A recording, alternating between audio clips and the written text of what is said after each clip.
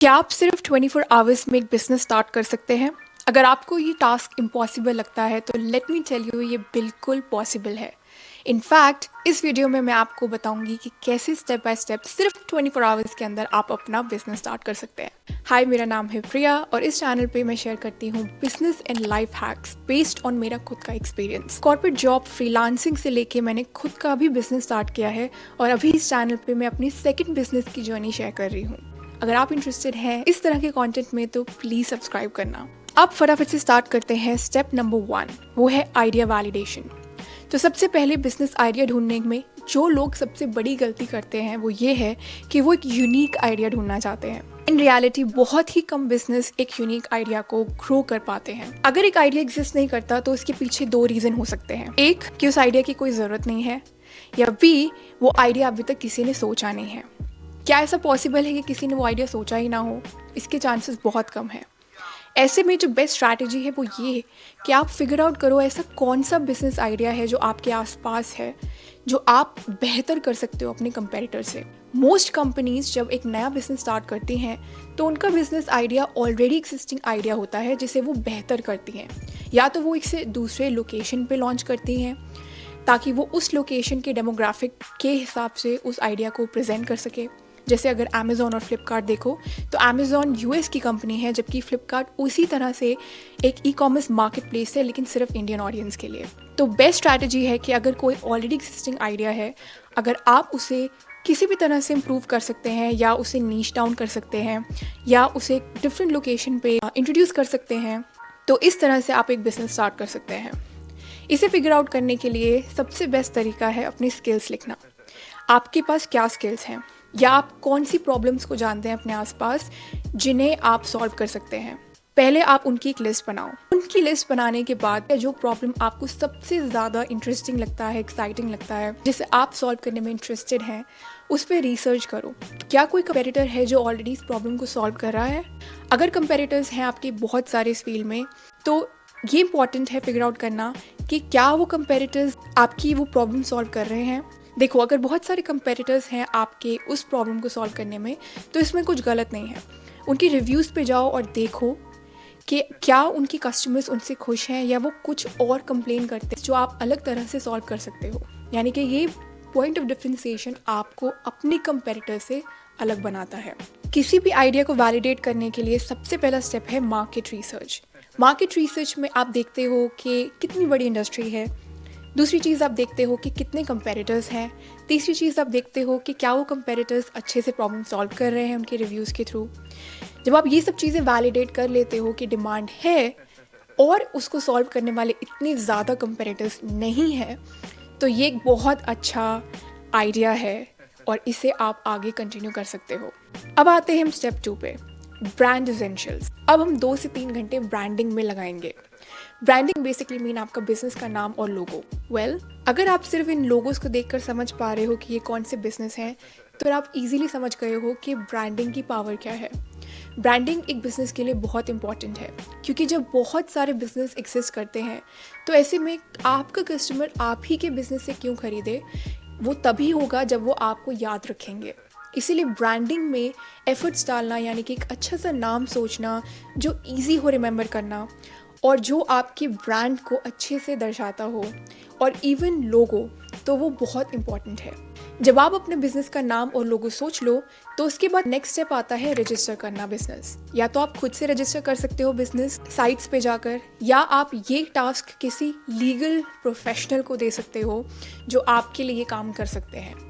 ये चीज़ आपको आज कंप्लीट करने की ज़रूरत नहीं है। आपने वो ईमेल उस प्रोफेशनल को भेज दिया है, आपने नाम और लोगो डिसाइड कर लिया है।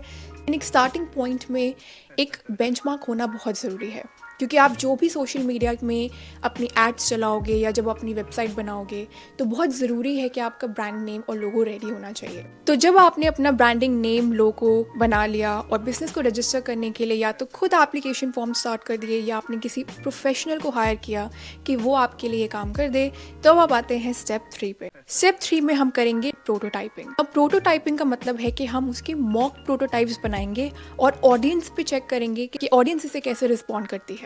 अगर ये एक नया प्रोडक्ट है और आप उसको अपने फ्रेंड्स या अपने सर्कल में ही भेज सकते हैं उनके रिव्यूज़ जानने के लिए।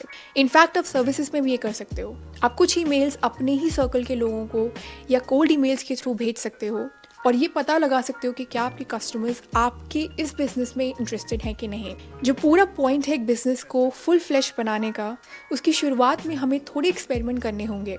चाहे वो एक्सपेरिमेंट हो सर्विस और प्रोटोटाइप बनाकर या चाहे वो एक्सपेरिमेंट हो क्रिएटिव्स ट्राई कर कर।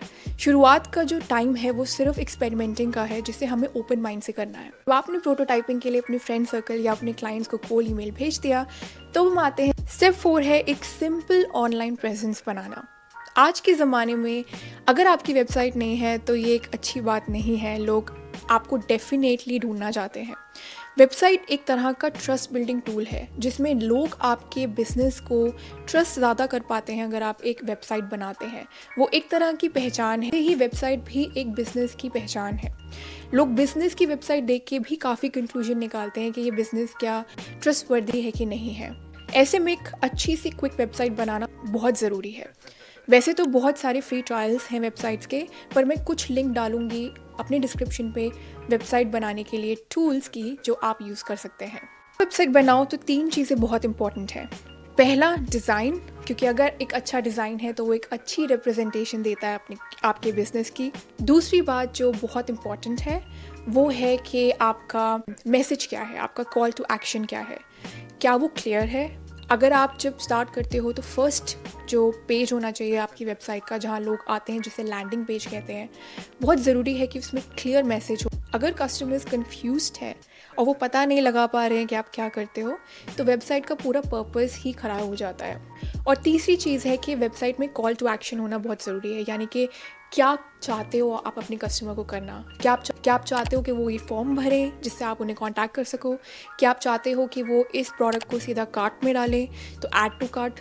ये बटन्स बनाना बहुत ज़रूरी है और एक simple clear call to action बहुत ज़रूरी है। अदरवाइज़ कस्टमर अगर कंफ्यूज हो जाता है तो उन्हें बिल्कुल भी समय नहीं लगेगा आपकी वेबसाइट छोड़ के जाने में। आप अपनी पहली वेबसाइट की कॉपी को बनाने के लिए ईजिली बहुत सारे AI टूल्स यूज़ कर सकते हैं और ये सिर्फ एक इनिशियल फाउंडेशन है। आप इसे हमेशा चेंज कर सकते हो जैसे आपका बिजनेस ग्रो करता है। 5वां स्टेप है मार्केटिंग को लोग बहुत कॉम्प्लिकेट करते हैं। मार्केटिंग का सिर्फ एक ही पर्पस है, वो ये है कि आज आपको ज़्यादा लोग जानते हैं इन कंपैरिजन टू येस्टरडे। तो यानी कि मार्केटिंग सिर्फ एक वे है मेमोरेबल बनने का। तो मेरी एडवाइस है मार्केटिंग में कि पहले एक चैनल चूज़ करो जहां आपकी टारगेट ऑडियंस सबसे ज़्यादा लाइकली है कि वो यूज़ करेगी। अगर आप एक सोलो एंटरप्रेन्योर हो मेरी तरह, तो बहुत ज़रूरी है कि आप अपने एफर्ट्स और टाइम को बहुत केयरफुल यूज़ करो। अगर आप मल्टीपल चैनल्स को यूज़ करोगे शुरुआत में, तो बहुत मुश्किल होगी समझना कि कौन सी ट्रिक, कौन सा मैसेज काम करता है उस पर्टिकुलर चैनल के लिए। आपको मैं एग्जांपल देती हूँ। जैसे अगर आपकी कस्टमर बेस 18 से 30 ईयर ओल्ड लड़कियां हैं, यानी कि आप फैशन ब्रांड चलाते हैं फॉर एग्जांपल, ऐसे में ई-कॉमर्स स्टोर इंस्टाग्राम पे एक बहुत अच्छा वे है स्टार्ट करने का, क्योंकि इंस्टाग्राम पे ये डेमोग्राफिक बहुत पॉपुलर है। वहाँ पे 18 टू 30 इयर्स की टारगेट ऑडियंस, स्पेशली लड़कियाँ आपको ज़रूर मिलेंगी। लेकिन अगर आपकी टारगेट ऑडियंस एक B2B बिज़नेस है, यानी कि आप बिज़नेस टू बिज़नेस सेल करते हैं, आपका प्रोडक्ट शायद एक सॉफ्टवेयर है या कोई सर्विसेज है, तो ऐसे में लिंक्डइन एक ज़्यादा बेटर अपॉर्चुनिटी दे सकता है। शुरुआत में एक ही चैनल को यूज़ करना और उसको ग्रो करना, उसे अच्छे से समझना कि क्या मैसेज वहाँ काम करता है, किस तरह के क्वेश्चंस आपके कस्टमर्स आपसे पूछना चाहते हैं, किस तरह के मैसेज को आप क्रिएट कर सकते हो, कितना फ्रिक्वेंटली आपको उस चैनल पे अपने सोशल मीडिया और कितने फ्रिक्वेंटली आपको पोस्ट करना है उस चैनल पे। ये सब चीज़ें आप सिर्फ एक्सपेरिमेंट से सीख सकते हो।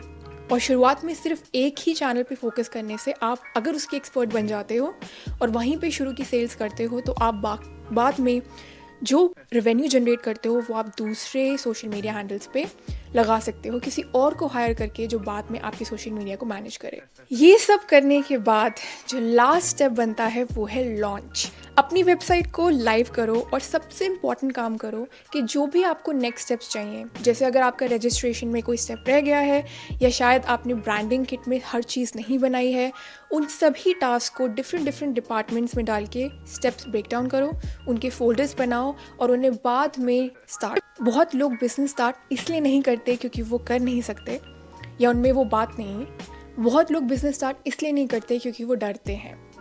ऐसे में अपने डर पे काबू पाना बहुत ज़रूरी है और वो करने के लिए सबसे इजी वे है स्टार्ट करना। कुछ ना कुछ एक्शन लेना, कुछ ना कुछ फर्स्ट स्टेप लेना जिससे आप आगे बढ़ सको। आपको सब कुछ एक दिन में फिगर आउट नहीं करना है, लेकिन फर्स्ट स्टेप लेना और फर्स्ट एक्शन लेना बहुत ज़रूरी है। आई होप इस वीडियो ने आपको हेल्प किया हो।